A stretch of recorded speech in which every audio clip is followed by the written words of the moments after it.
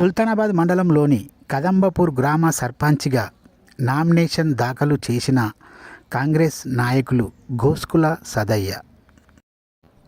సదయ్య మీడియాతో మాట్లాడుతూ, పెద్దపల్లి జిల్లా సుల్తానాబాద్ మండలంలోని కదంబపూర్ గ్రామ సర్పంచ్గా ఈరోజు నామినేషన్ దాఖలు చేశాను.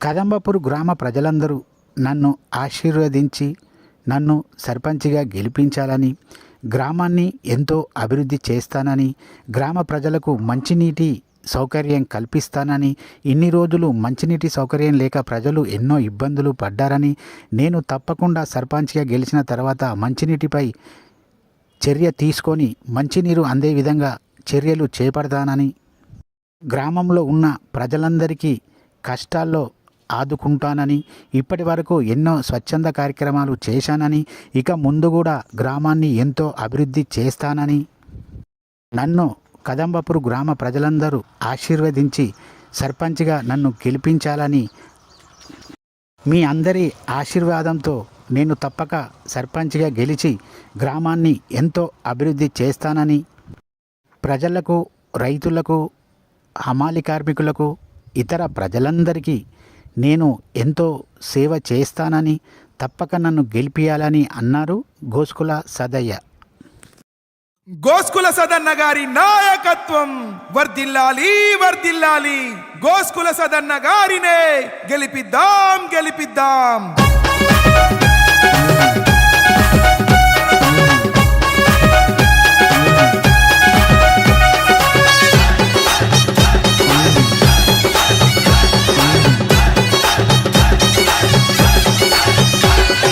కదంబపూరు గడ్డంట మన గోస్కుల సదన్న అడ్డంట. కదంబపూరు గడ్డంట మన గోస్కుల సదన్న అడ్డంట. కదంబపూరు అభివృద్ధి మన సదన్నతో సాధ్యం అంట. కదంబపూర్ గ్రామంలో ఈరోజు మరి సర్పంచ్ అభ్యర్థిగా నేను ఇలా నామినేషన్ ఇవ్వడం జరిగింది. మరి కదంబపూర్ గ్రామ ప్రజలు ఆశీస్సులతో ఆశీర్వదించి మరి వాళ్ళు నా దీవించాలని, మరి నేను గ్రామంలో గత 10-15 సంవత్సరాలు పదవి ఉన్నా లేకున్నా నేను గ్రామంలో మరి ఏదో ఎలక్షన్లు వచ్చినది కాదు, ఎప్పుడైనా కూడా 24 గంటలు ప్రజల్లో ఉంటూ మరి అలా గ్రామం తిరుగుతూ వాడ తిరుగుతూ మరి స్వచ్ఛందంగా నేను కొన్ని సేవా కార్యక్రమాలు కూడా చేయడం జరిగింది. మరి నేను కష్టపడే వ్యక్తిని, మరి గ్రామంలో కష్టాలు తెలిసిన వ్యక్తిని, అందరి కష్టాలు చూసిన సమస్యలు తెలిసిన వ్యక్తిని, మరి ఎన్నెన్నో సమస్యలు మరి తీర్చడం జరిగింది.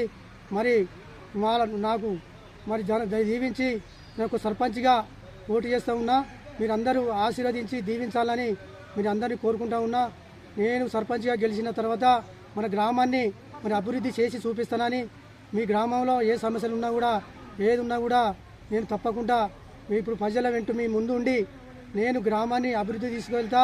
మీ సమస్యలను కూడా సాగు చేసి మరి వెంటనే మీకు నేను ఏ కష్టం వచ్చినా ఏది వచ్చినా కూడా రైతులకు కానీ ప్రజలకు కానీ గ్రామాన్ని ముందుకు తీసేలా మరి మీ ఎమ్మడి ఉండి గ్రామానికి దేవుడు సాధువుగా ఉండి గ్రామాన్ని ముందుకు తీసుకెళ్తానని, కష్టాలు సుఖాల్లో పాలు పంచుకొని ఫస్ట్ కష్టాలన్నీ తీర్తానని మనం ప్రమాణం చేసి చెప్పడం జరుగుతూ ఉంది.